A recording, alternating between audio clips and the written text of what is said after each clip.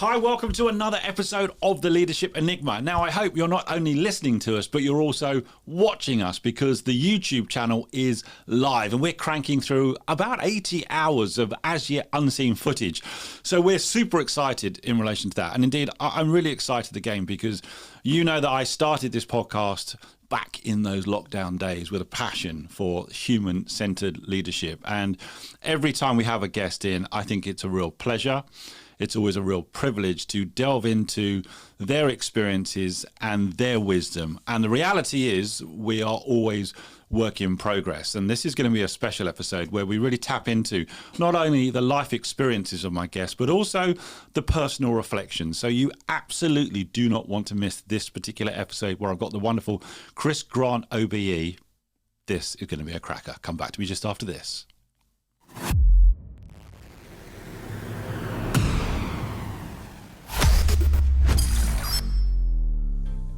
You're listening to the Leadership Enigma, powered by Transform Performance International, a podcast for the insatiably curious to explore the power of human-centered leadership to create real momentum for positive and sustainable change.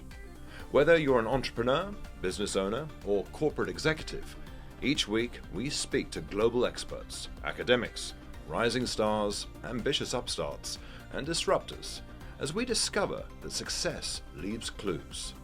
Now, here's your host, Adam Pacifico. So it's a warm welcome to Chris Grant. Chris, thanks so much for taking the time to come into the studio for the Leadership. Great to be here. How are you? I'm all right, actually. I'm pretty well.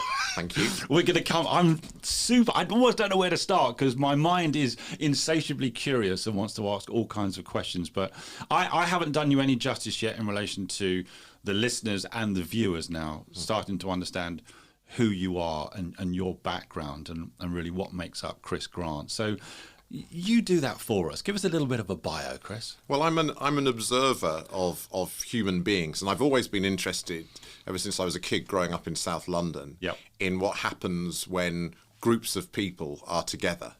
And there are reasons for that, which we might go into. Yeah. But the way that translated into my career was that I learned pretty early on that, for me, in any case, the safest place in the room was often the front leadership role. So whether that was in the Cub Scouts, or the church choir, I was head chorister, I was head boy of my school, I was president of my students' union, and I kind of organically graduated to those places. Really, I think out of a sense of they were interesting spaces to be in. They're defined often as leadership spaces, right? But for me also there was an issue around it being a safer space for me, and as an observer and someone who liked being at the front of the room, where that took me was into consulting, and kind of often in a mediation kind of role where there are different viewpoints. So not necessarily just about learning, but around resolving problems and conflicts and situations and being the referee or the person in the middle. So a lot of my career has been around that kind of work. Now, we spoke just before we kind of started to record here that you've been involved in some big projects, and we talked about Chip and Pin. Yeah. Just kind of because obviously that was one of those moments in time when we went from this to this. It's amazing, really, in the last just over 20 years. Yeah. Because when I first heard of Chip and Pin, this notion that we wouldn't be signing for our card transactions remember those that anymore. I'm dating myself as well. And we all did that. Whereas, my daughters now have no recollection at all that anyone would ever have really signed for these kind of things. Yeah. And the punching in your 4 digits of your PIN, even that now is disappearing. On my way here, I heard a brilliant busker at St Pancras Station, and he had a little card reader. They've all got the tap machines, haven't they? Set to £2. I trusted him that it didn't say £2, but actually, take 200. Okay. Fair point. But the day when we had Pin Day, which was the day, obviously, like most of these big behaviour change programs in the public domain, it was actually a tapered change. It took place over a period of a year or more. Right. But we said there is a day where we're going to switch off the capacity to sign. And one of our leading newspapers, which likes a bit of drama, its front page basically said, old ladies will starve. because they won't be able to do their shopping, because they won't be able to adapt to the change. But they didn't starve. I've got a 92-year-old dad, Chris, I tell you, who loves technology. Yeah. And he's quite able as well, as you say, to tap that machine and completely understand what is going on. But you've got to love journalists, haven't you? And well, you've got to, and and it was helpful actually, and I mean that was a really interesting thing as well, because from a PR point of view, sometimes it's just about getting the attention and the coverage, and obviously from our perspective, trying to make sure that every last person had got the message about what was happening. Yes. It didn't matter whether it was a positive or a negative headline. The fact that it was splashed on the front page of the paper was quite helpful. As you say, it was slightly doing a disservice to older people, and I think one of the themes, for my leadership enigma, there's a whole set of questions about what happens as you grow older, or as maybe life takes twists and turns. How do you as a leader kind of incorporate that into how you kind of function in whatever situations you're dealing with? And growing older, I think, is it's something it's a privilege to grow older. Well, I had my hair cut today, Chris, and realised just how much grey hair there was. We've still got a spiky, still got some gel in there. It's got a kind of teenage kind of bent to it. Yeah. I know. I'm trying to hold on to it for as long as I can. Maybe James is laughing as well. I love the fact you just said your leadership enigma. That's really interesting, actually. Tell me, what do you feel that is for you? What do you mean by your leadership enigma? I remember when I first named the podcast, actually, a couple of years ago. In my mind, it was trying to identify some of those nuances or some things those we almost couldn't put a word or a phrase to or explain in some ways around leadership. What do you think your enigma is? Well, for me, leadership and life actually is about being on some sort of frontier, on the edge of the unknown. So we're always operating at the kind of the intersection of what has happened, what we think we know, and where we think we might want to go. Yes. And some of the ongoing leadership roles that I've taken, recently I've become the chair of a national governing body of one of our sports. Yes. And a lot of people have a sense of where they'd like that sport to go. I have a sense of where I'd like that sport to go. Right. But we're not there yet. So the enigma in that is, how do we get there? I think more personally, I've always been an advocate my leadership development work started off in a pretty kind of standard context of working with people in organizations on their management skills, which kind of graduated and evolved from there into stuff which I would call more facilitative leadership, right? Because my expertise, but also my fascination has always been with group dynamics and things like that. But the thing I've always said in those contexts is that the first capability is self-knowledge. Right. If I don't know myself, then how can I know what my impact might be? Agree. If I don't have a sense of my biases, how will I understand what I'm hearing more of and what I'm hearing less of? But the enigmatic bit in that, Adam, is that appears to change. So as I grow older, I noticed that I become a bit of a mystery to myself. And I had a situation a year ago where I was diagnosed with cancer. Yeah. And it was a while coming through lockdown and so on. I was noticing changes in my body and got the diagnosis and thankfully the magnificent National Health Service has served me very well and it's pretty much been zapped in all the right places. Yeah. But the journey, I think it might have happened anyway through aging, but it kind of accelerated for me a process of becoming more of a mystery to myself. Yes. And having to work harder to work out where I am so that I can operate more effectively into the situations and the systems I work in. Chris, let me ask you a question. When you were diagnosed with prostate cancer, can you explain to us, almost, I don't know whether it's a contrite question, how did that initially feel to you as someone who was working at senior levels across so many disciplines and had a strong point of view in relation to self, leaders, teams? When you got that news, did that start a different journey for you? Yeah, absolutely. And looking back on it from here, one of the interesting things about it, which may seem counterintuitive, is, it was a relief in a way. Tell me why. And I think that goes to some beliefs that I have held and still do hold around leadership.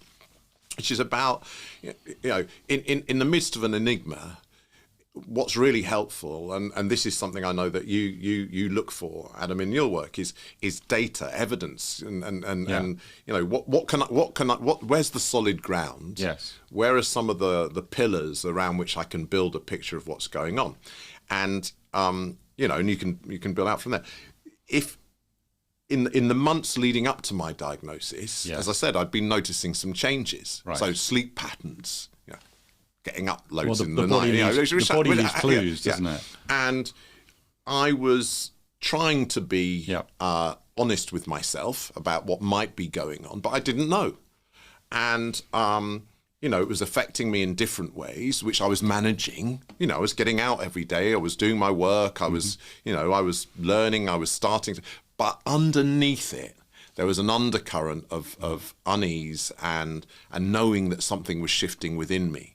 So on that day where I got the diagnosis, actually there was a kind of slightly to my surprise, my first reaction was, thank goodness, now I know. Because you felt there was something wrong, and now you knew what that. Yeah. Okay. And it meant that, and even coming and talking about it, and different people have different health issues, and sometimes, as has been the case for me, the treatment can deliver bigger changes than the illness. Right. And we have to choose what we talk about and what we bring to situations and what we keep to ourselves. But if we're not being honest with ourselves about how we are, then I think that will inevitably dilute our impact and our leadership. So leaders who kind of kid themselves, or leaders who don't want to go there, to me are often leaders who will not let in data from others that might be helpful to understanding a situation. So for me, that bit of information, and then the journey of going through the treatment was also a lesson in lots of ways. Well, I can only imagine, and just for anyone who's watching and listening, that it's going well. Things are going well and progressing well in relation to that treatment. Absolutely, and I feel very fortunate. And I've had I know your audience is worldwide. For those living in the UK, there's a lot of talk at the moment about the state of our health service, and it's under immense pressure. And I've seen some of that through my interactions with doctors and nurses and others. And I've also seen how magnificent it is. And once again, I think and this is relevant to the work that I'm doing at the moment. For example, taking on British basketball and chairing the board of the national governing body. But this may sound an odd juxtaposition, but I found myself at my last checkup. Yes. Not with the consultant, but with a registrar, a junior doctor, kind of mid, and she, young woman, super confident and knowledgeable, and in her element in the consulting room. It's me and my wife, and there's something about having a conversation with. I guess she was probably in her mid to late 30s. And so there's her, there's me and my wife, and we're talking about sexual function, and we're just having a really straightforward conversation about about what is and what isn't going on, right? And it to me, and I felt very comfortable in that. So she'd created a safe space, and one of the big things for me, from a facilitative leadership point of view, is around looking at the issues which need to be discussed or considered or worked on it might be over an hour, it might be over a year. Right. From a human point of view, the first question that we have to ask ourselves as a leader is there sufficient safety in this space for people to have the conversations they need to have? Yes. So as a role model, as an exemplar, because it wasn't necessarily going to be that way, but this young woman at this relatively early stage of her career had created magnificent safety for us to be able to have the conversation that we needed to have, and it was very matter of fact. So that's just one example of the inspiring. I hope she's listening to this and understands how well she did on that occasion. Let me just come back to again the point, because in some ways we're having a different conversation than we maybe even intended to. Just before we went into record, and you were telling me about this situation. I know for you, leading self is quite a big theme. And I always say that if leaders don't really spend the time and the effort to really understand themselves, then it becomes problematic in relation to how you're going to show up and deal with others, let alone a wider organisation. When you first got the diagnosis, was there a mindset or a shift in you to, in some ways, make sure that you had hold of yourself, that you yourself were ready for what was ahead? And sometimes that's a frightening unknown. But tell me a little bit about your mindset or your thought process in relation to leading self at that moment. So that was a good example for me of my sense that at any given moment or any stage of our life or our career, we may have a body of assumptions and things that we think we know. And before we can arrive at new ones, because we're constantly, if we're awake, having to modify our view because things happen and the world doesn't always behave the way we think it should or will. The last few years have shown us that for sure. But there's a really important phase, I think, which in leadership development becomes critical to me. And once again, some of the leaders I've most admired are people who had the capacity to do this, which is it's about making room for new knowledge or assumptions or beliefs by letting go of some old ones. And to take a really, really crude parallel, but it's absolutely true. I'm not very skilled. I don't see myself as a techie person. Right. And I was trying to record something on our set-top box thing the other day, and recently it's just not been recording very well. And I asked it to record something which I know it should be able, and it doesn't. Of course, it was full. We've had it for 2 years, and I downloaded loads of stuff and never emptied anything off it. And so for me, I think the days and weeks and maybe even months following the diagnosis, it was as much about letting go. And I think I for all the things, the espoused theories they would be called in certain, the things I like to think about myself, in terms of balance. And all the things I might be really good at pontificating to others about in terms of, what that ridiculous phrase, work-life balance. We are alive, and work is part of our life. But I had to let go of some assumptions about myself being good at that stuff. Right. And learn, and my wife would probably say at this stage, I still haven't learned properly how to rest, how to give up certain things which might be stressors, in order to be able to kind of have the energy to deal with the health stuff. So that's a long answer to your question, but I think it's important that before we can adopt a view or a position, it can sometimes be important to notice what we need to let go of. Have you always been, because you described at the start of this episode how you preferred to lead from the front of the room, even growing up. So some might say, were you that classic high achiever? Or, interestingly, you said you found there was safety in actually being at the front or perhaps leading something. Was that because then you were in control? What was behind that sensation or requirement for you to think, I feel safer at the front? Because I know lots of people who would die 1,000 deaths by taking on that role where they would like to be much more in the background. So what was going on for you at that early stage? It was partly control is part of it. Yeah. And I think you're never really in control. I don't think in a kind of a group dynamic situation. Yeah. That's the point. Groups can be volatile. They go in different directions. But I was a black kid growing up in the 1960s and 70s. Yeah. And there were certain assumptions and expectations about where I could and where I couldn't go, about what I might and might not be, which my father, who was Windrush generation, he'd served in the Second World War, the Royal Engineers, gone back to Jamaica, come back because this country needed people to work and to fulfill roles. He was a qualified teacher. Basically, was told very quickly to his face that a black man couldn't be a teacher. Wow.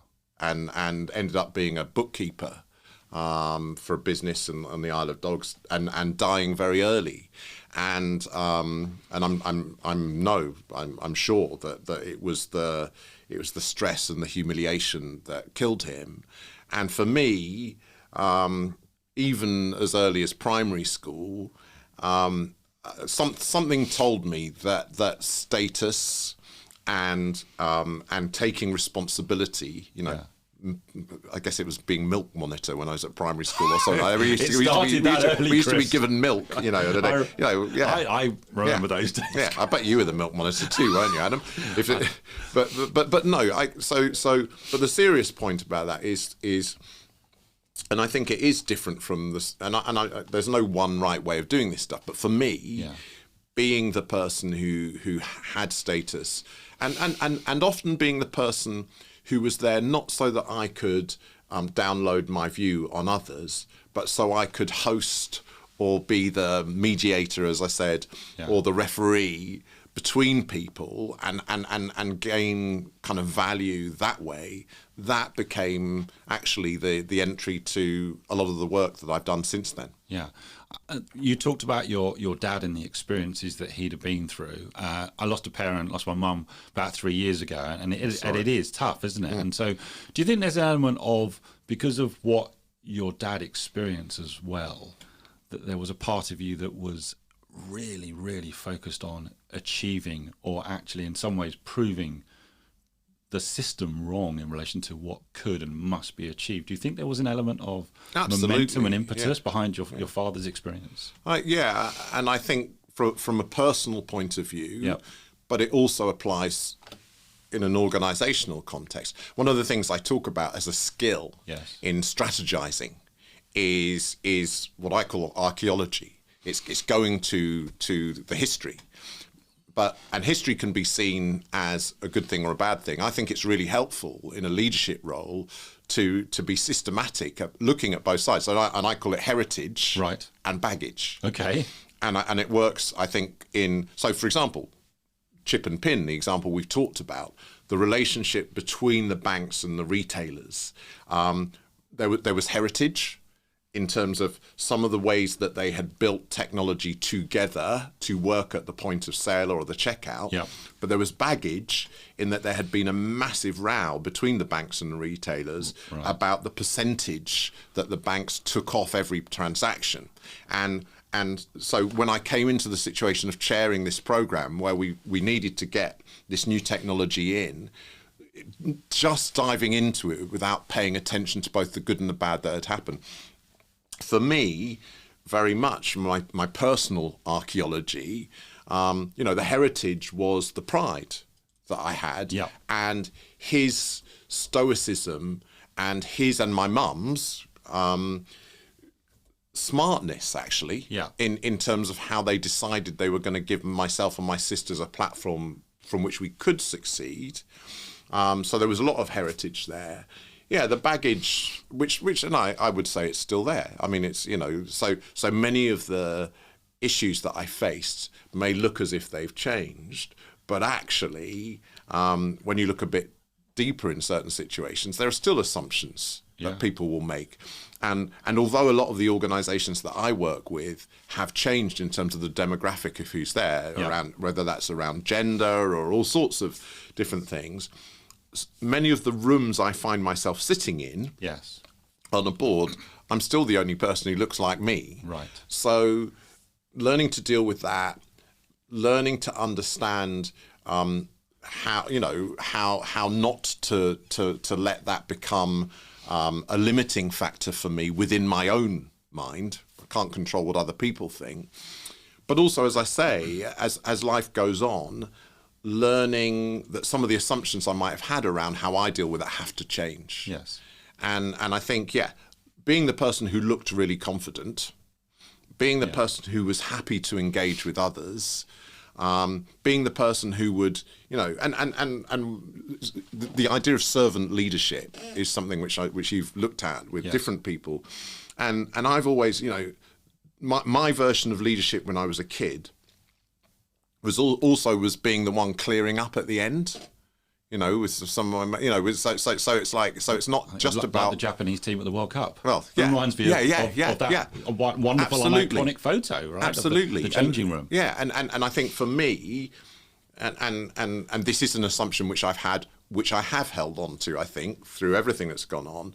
If I walk out of a meeting room and I turn around and I see that the people in that room, it might be a board, have just left it in a tip, then that tells me something about the dynamic of that group, and it tells me something about the presence or the absence of leadership, actually. So for me, and I was taught this, but I took it on, this idea that leadership isn't just about telling people what to do.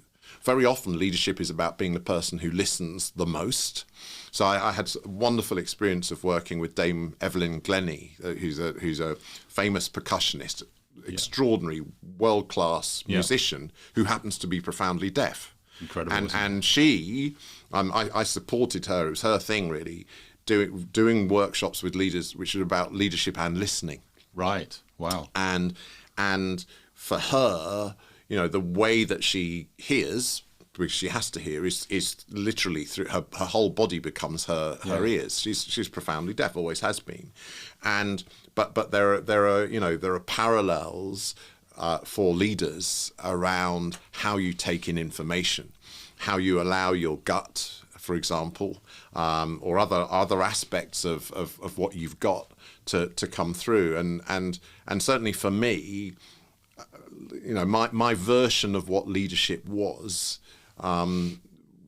different from standing at the front telling people what to do. Okay. Tell me a little bit about the importance of people around you. And the reason I ask that is because from the way you're describing things to me, I think it's obviously clear that family is very important.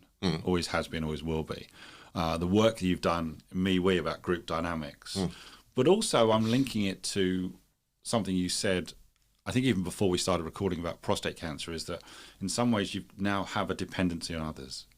Maybe a dependency on your family for the emotional support, maybe a dependency on the amazing medical staff within the NHS to give you the treatment. Tell me where you are in relation to the importance of others and the importance of making sure you've got the right people around you, because a leader doesn't have all the answers. And you say it's not about one person telling everyone what to do, but it is about leveraging the collective. What are your thoughts with the experiences that you've had, including recently, on the power of others? Yeah, well, that's a really good example, Adam, of where I always felt that, and it was true that. My starting view was leadership is meaningless if it's not about what happens around you and in the people around. So for me, it's always been the way I would judge. If you want to judge, a leader, talk to the followers, talk to the people around them. But what I've realised in the last year is that when it comes really to giving away authority and letting people make their own minds up about certain things where it's appropriate and where they're probably going to come up with at least as good a solution as you would have, that I've got work to do and I can still do more of that. I also think that for me, there's a really interesting thing. I think it was John Peel, the DJ, who talked about. He had this thing that said the second digit of your age is more important than the first. So only zero. I became 60 last year, and it's like this notion of zero and blank. People are watching this blank and sheet thinking, of paper. 60? Yeah. Well, we all... Believe me, I feel it. But I love this. That there's, as you go through the decades, I think. I mean, genuinely, you talk about human-centered leadership and without, I almost have to apologise or feel I have to apologise for saying this. We're all dying, actually. And I could have, there was a particular moment where I'd gone through my cancer treatment last year. And the treatment wasn't as arduous as some people have, but, it's radiotherapy, hormone therapy, all these things. And then, you have to wait a bit, and then you go in and they take a bit of blood, and then 10 days later, you're in on this occasion the consultant's office, and what she says is either going to be great or oh dear, or somewhere in the middle.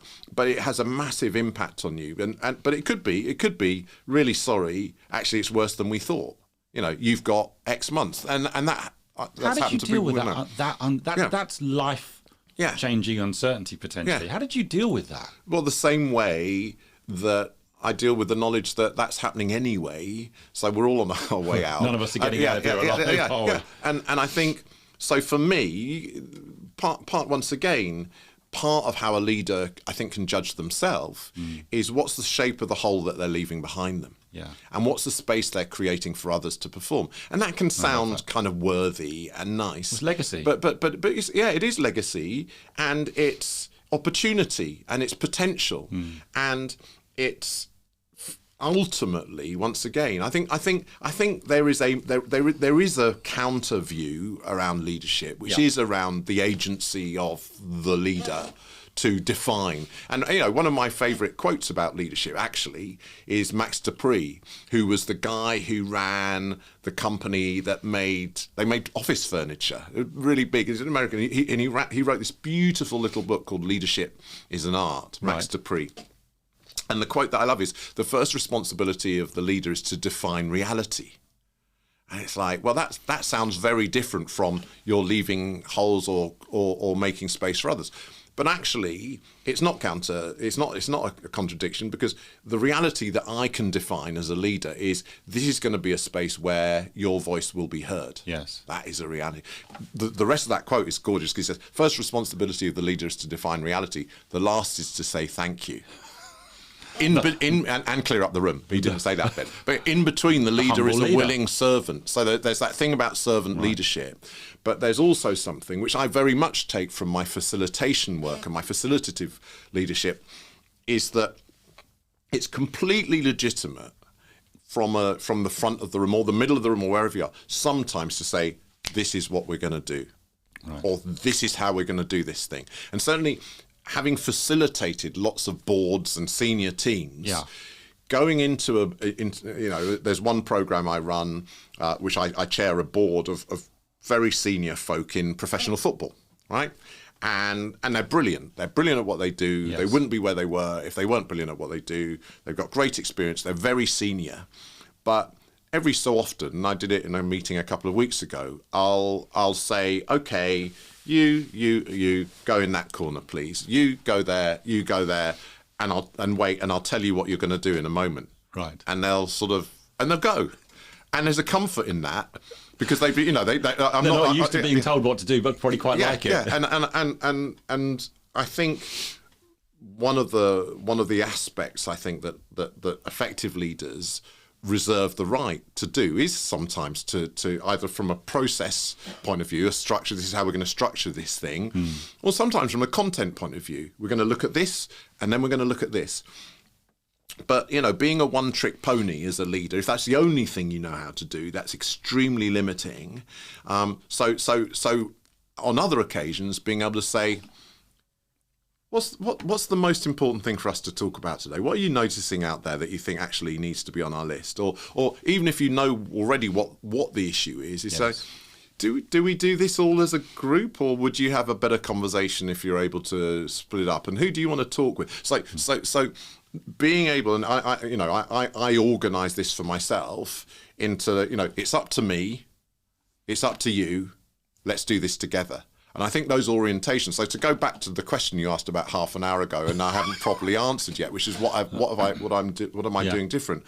I think that I thought I was good at it's up to you, or let's do this together. Yes. But with what's happened with my health and with some various other things, and getting involved in some new projects in more complex situations, what I've learned is that I can go further. And so far it's working, touch wood, with some people to say, you decide.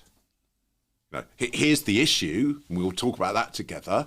Here might be a timetable, like we need to have arrived at a solution by X date. But within that, completely up to you. And they'll say, what, you mean I don't need to go to the... No, you decide. But what's really important is when you've decided, you make it really clear to me and to all the other stakeholders in that situation what the decision is. But you have the authority to decide. I'm intrigued on something else, Chris, because obviously you were given the diagnosis in your late 50s, and you alluded to the fact that you spent a lot of time in consulting and these big projects such as Chip and Pin. But also I know that your OBE was for services to sport, just a couple of years ago with Her late Majesty. So you've worked in an arena that probably has also some lessons that it can provide in relation to leadership. Just help us understand some of the people or environments you worked in within a sporting way, and what you may have drawn upon for you to deal with what happened a couple of years ago. Because, you know, as you say, with 6 decades worth of experience, undoubtedly, this may well have been instinctive and automated. You're drawing on things to give you the direction of travel or the strength of mindset. Yes. To go for that challenge. Is there anything that sticks out for you in relation to conversations you've had, experiences you've had, lessons that you've drawn from other areas where you thought that this is what I'm going to draw on to keep me safe, to keep me going, and to keep me on track? Yeah, there's a lot is the answer. And one place I would go, I mean, elite sport. So I'm the reason I've chosen to devote most of the more recent part of my career to sport, yes, at different levels. And I ran a national charity, which was an Olympic and Paralympic legacy charity founded by Sir Keith Mills, who invented air miles, amazing man, and supporting local groups, grassroots, right at the grassroots and the entry points to sport. But I was also in the room in 2007 when the performance director of UK Sport said to all the Olympic and Paralympic sports, we're going to be top 3 in our home games in London. Right. And some of them kind of went, you're kidding. We'd come 36th in the medal table in the Olympics in Atlanta in 96. So at all levels. But why am I interested in sport? Because I'm interested in the health of this country, both literally, but also as a society. And I haven't yet found a more powerful lever for influencing how this country is, yes, the UK, than sport at different levels. So, one of the things about elite sport is there's nowhere to hide. And I have huge admiration. Tell me what you mean by that, nowhere to hide. I have huge admiration for athletes who are really good at what they do. Yes.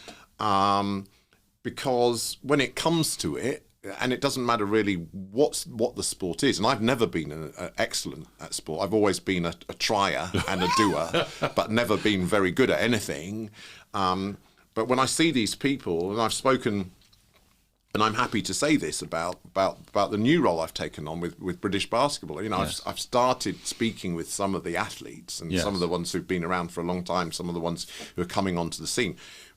They're amazing, and there's nowhere for them to hide. Right. You know, you hit 10 shots from the corner of the court. Everyone's going to see how many of them go in the hoop and whether they actually hit the hoop or whatever. And some of the sports that we used to be not very good at, like gymnastics, that we've become much better at. You know, when those women are on those beams, there's nowhere to hide. But here's another thing that I've learned, Adam, to answer your question, is that the last responsibility of the leader, as Max Dupree said, is to say thank you. And I've talked about what's the shape of the hole I leave behind. And a big thing that you can learn from sport that we are learning in this country at the moment is, there are consequences to how you set about winning. Right. And we became very good at winning in a number of sports. And in some areas of our sporting system, the kind of leadership that brought and coaching that brought that success was actually crossing a line around the well-being of the athletes and of others in that system. And it's something that we're coming to terms with now in our elite sporting system, which is how do we win and win in a way which supports and gives a platform for the athletes to live a healthy life beyond their sport and not to have to pay the price. Because actually, and sometimes the line that has been crossed, frankly, has been a line of legality, or you could say that some of the behaviours have been abusive. So, but once again, I see that as a brilliant thing that sport can do, because the same is true of lots of fields where people have maybe not been treated well by leaders, and sport is a very visible arena within which we can learn that sometimes, and particularly with the generational shifts that are happening. Yes. I'm a parent. My daughter's generation have completely different expectations and will not tolerate, frankly, being led in ways that I was. one of my Saturday jobs when I was at school still, which I enjoyed, was, and I think I can say it was long enough ago. I worked in McDonald's. In the early days of McDonald's in this country, in the days where people would still walk in and say, "Where are the knives and forks?" It kind of ages me. I'm laughing only because I remember these days. But and some of the management that happened in those days would not be tolerated by people at the age I was then, sort of 17, 18. Now, but once again, sport becomes a brilliant arena for us to be able to demonstrate within our society and within our leadership and our industry that you can still win, but actually do it. You can win more actually by uplifting and supporting and looking after and safeguarding the people you're working with. So I've, and once again, it's been a comfort to me in the work that I've been doing over time, but particularly in the last year, 15 months, that one of the things I've done, for example, is I've more actively sought out. I mean, and once again, this may go to one of my biases, but I do, and I don't want to overgeneralize because everyone is different, right? But I often think, and certainly it was the case for me, in my 30s, I'd kind of learned enough to be quite useful in certain situations, but I didn't really have a clue about a lot of stuff. Yeah. And I was really lucky because, a couple of people spotted me, and it's a bit like the opposite of the head teacher who said to my dad, "Coloured men would have been a language then, don't teach." Yeah. A couple of people looked at me and said, "Well, you look like you might be able to do this," and they gave me opportunities. So they looked at, they saw potential. Yeah. So one of the things that I've done is look for those people and look for opportunities to find people who are at some sort of crossroads and see whether they can't get a bit of elevation behind them. And one of the, that's happening around the work that I'm doing in basketball. I've also seen it happen in the work that's been done in professional football, to make the career paths and the learning paths for coaches and managers in professional football, which is obviously a massive industry with huge resources and very modern in certain instances, but a bit behind in others.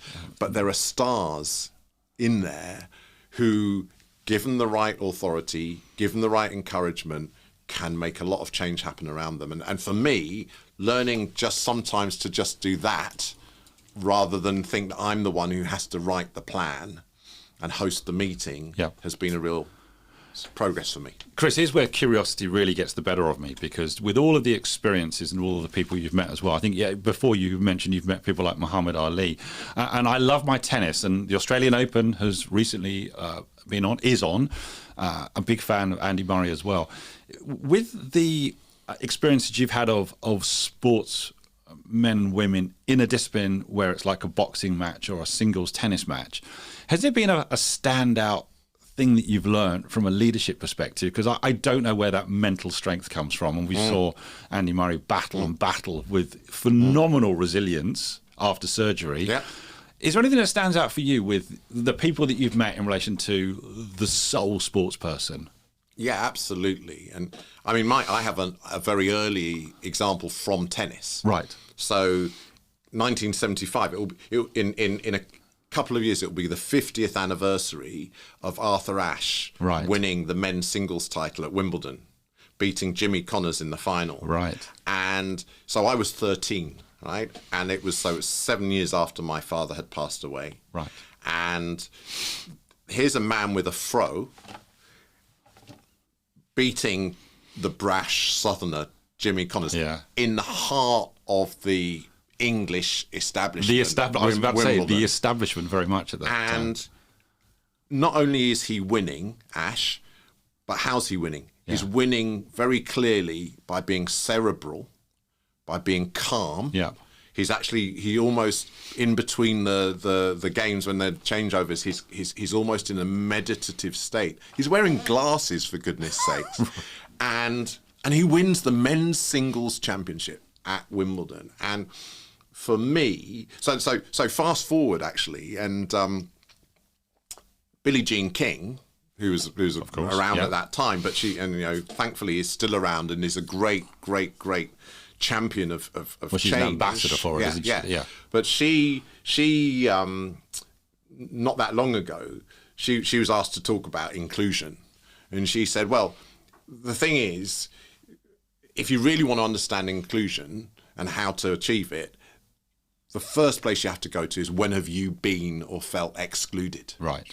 And which I thought was a really smart thing to say, because there are a lot of people who talk about inclusion or inclusive leadership these days, and that's the question I often want to ask with my curiosities. Okay, so when are you? And it's not to try and get one over them, but I think it's a really helpful to feel question. It personally, to feel it. But for me, 13 years old, seeing Ash. Yeah. I mean, we'd only recently got a television, at that point, but seeing Ash. Yeah. Seeing him win. And seeing that he had defined himself. So the first responsibility of the leader is to define reality.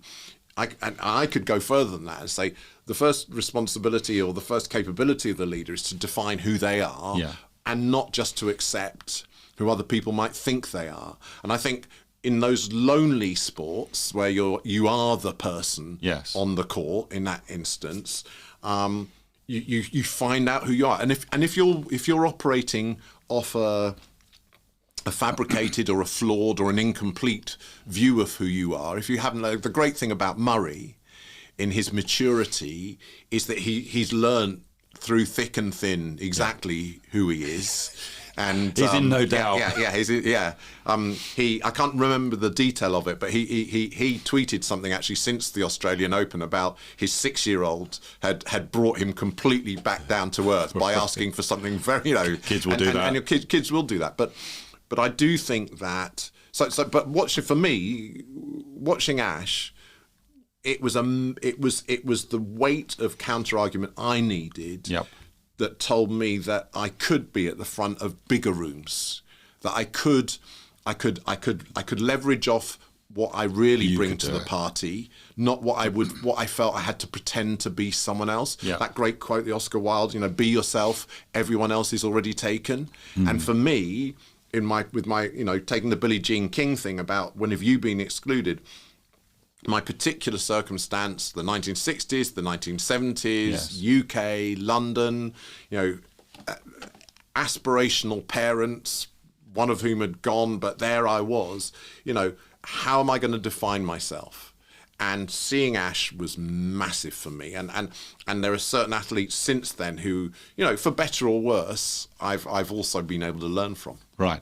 And how does that compare and contrast maybe with the elite team? Because I know you've done work in relation to group dynamics, me, we, and I know you've even reflected on that since the experiences you've had the last couple of years. And if I think of elite teams, I don't know, City are playing Arsenal tonight. So there's two, just as an example, elite teams. Is there something that stands out from that team dynamic that you, again, have experienced up close in the work that you're doing now with sport that stands out for you, again, from a leadership perspective? Absolutely. And it's, for me, the quality that I see in teams that seem to function at very high levels is it's, and once again, there's a lot for leaders in any context to learn from here. It's a combination of confidence and humility. Okay.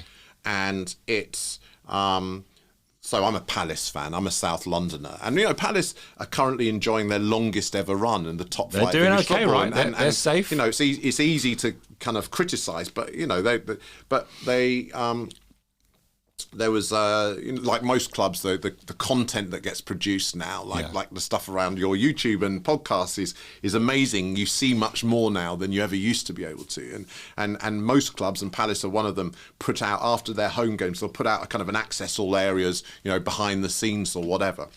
And one of the things I noticed when I was watching the film from the Man United game that Palace had a couple of weeks ago was that as the players arrive, what I noticed, which made me happy, was that the big stars were saying hello to the staff, and they were doing the kind of the signature. There were some kids waiting for signatures. Humility there. but you could tell that they weren't just going through the motions. And there was one little moment where, and the United players as well, but one of the Palace players was with a kid who, and summoned one of his colleagues over to be in a photo so they could be either side of this kid, and you could tell they weren't just going through the motions. When they were coming out onto the field a few minutes, or I guess an hour or two later, one of them was handed something by a member of staff and just said thank you. So it's that capacity, that authenticity as well. Yeah, the authenticity, the humility to understand that by definition, being in a team situation, you can't do it by yourself. Yeah. But then within that, to have the confidence to shine and to do your thing. And I think that one of the things I've noticed where I've been lucky enough to be a fly on the wall with elite teams when they've been in a competition situation. Yes. People often say that a key determinant of success in leadership or in team situations is the ability to give feedback. I would argue that feedback is always available. So the critical capacity is the capacity to receive feedback well, whether it's directly given or not. And the thing I notice about teams which tend to do better is that there's a willingness and an ability to pick up the feedback from a colleague. And when an individual, maybe a star player, goes into defensive mode around trying to bat off stuff, then there's danger there. I don't know the specifics around the recent happenings at Man United, but they let a very, very big global star go, and I think the reason they let him go was because he was not receiving the feedback and actually not giving it in a constructive way. That's Ronaldo, but good teams and good leaders actually are ones who are willing to pick up the feedback. And I noticed myself once again. You can overdo this, and you need to be a bit careful. But at the moment, I've got a lot to do on many fronts. I'm busy. There's stuff, and the days aren't long enough, and I don't always get everything done every day that I want to do. Mm-hmm.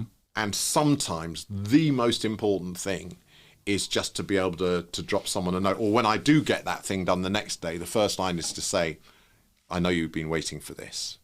I'm sorry. So going back to the question you asked before about the leader and their relationship with the people around them, most of us, the first thing we really want is just to be seen. And so...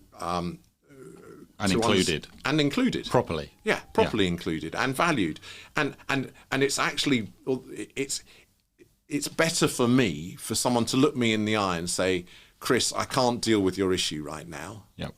Than it is for us to pretend that we have a culture here where we're all included. So it's about saying it like it is.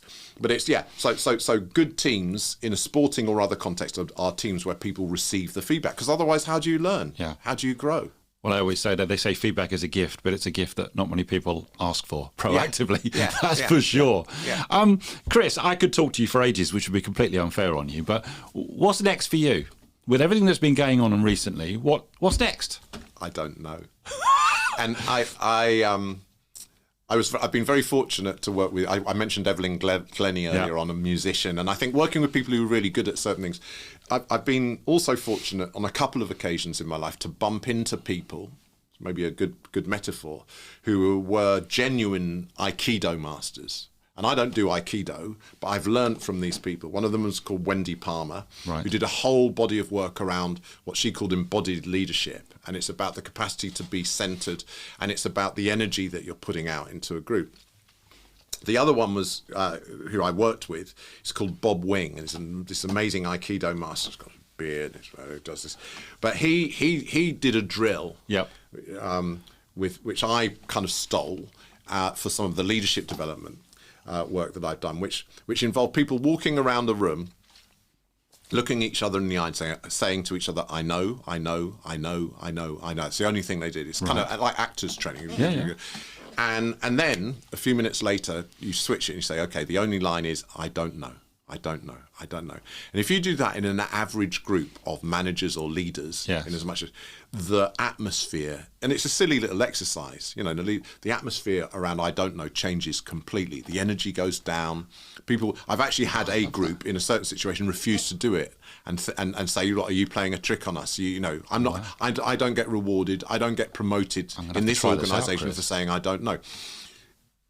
Being able to say I don't know at certain points is it's a bit like that, you know, the second digit of your age. It's probably quite 0. a relief, isn't it? Yeah, it's a relief, and it creates the space, because if I think I know, and I try, if I come up with a simple answer to your question, Adam, well, what am I going to do next? And there have been many times when I would have been able to answer because I had arrived at a view, but. Right now, I turned 60 last year. Yep. You know, I've taken on a new responsibility, but it's a part-time one. At least it's meant to be, and I'm settling into my new. And the world has different needs right now. There's different stuff going on. So I don't know what's next for me. I sense that it's not going to involve, you know, putting my feet up. And and retiring to some leafy place or whatever. I can't see that happening. I need to be engaged. But where I'm engaged, how I'm engaged. One of the things I really want to do, and I'm putting this out there actually, Wimbledon. Right. You heard it here. 2 years' time, 50th anniversary of Arthur Ashe winning the men's singles championship at Wimbledon. Yes.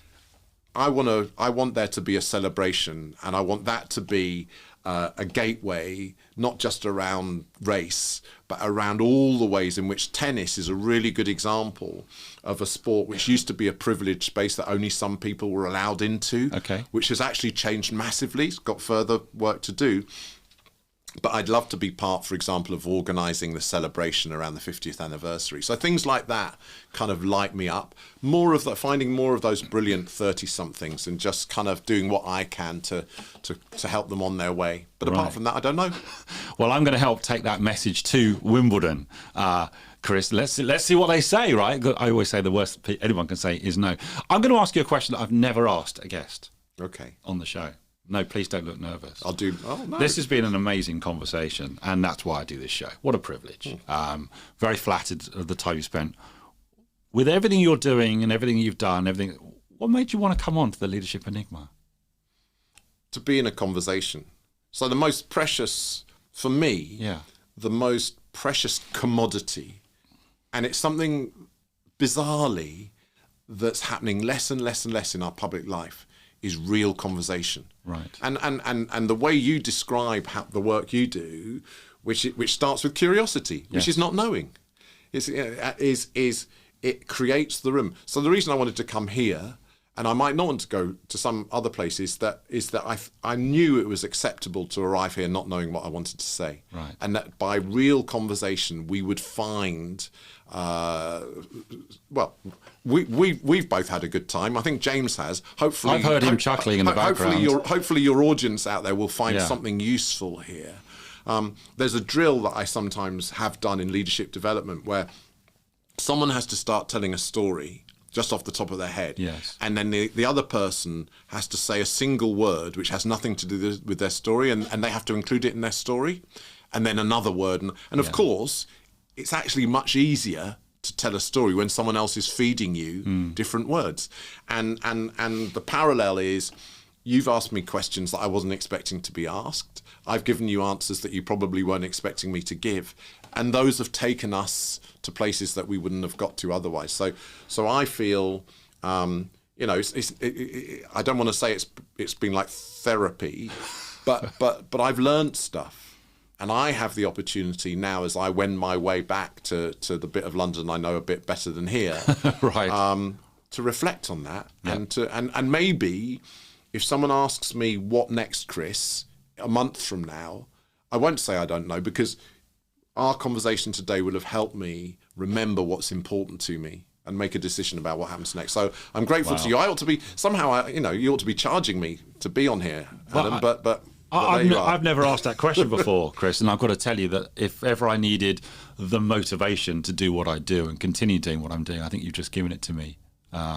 in bucket loads, because that really is what's behind this. And I think, again, massive thank you to you for trusting me and turning up. And we didn't really know what was going to be the direction of travel, and actually this became a very personal and vulnerable story, and for me is everything I hope that the Leadership Enigma wants to become, and let's see where it takes us together. But you've been an absolute gentleman for coming in. Thank you for having me. Thank you very much. It's All been right, a pleasure. Take care. Join us again next week for more tips and strategies on the Leadership Enigma. We'd love to hear your comments on today's show, as well as suggestions for future topics and guests. Get in touch with your host on LinkedIn or visit the dedicated website, www.leadersenigma.com, powered by Transform Performance International, where you can access our exclusive learning, including books, videos, bonus content, assessments, and more. Please don't forget to rate, review, and subscribe on all your major podcast platforms. Thanks for listening.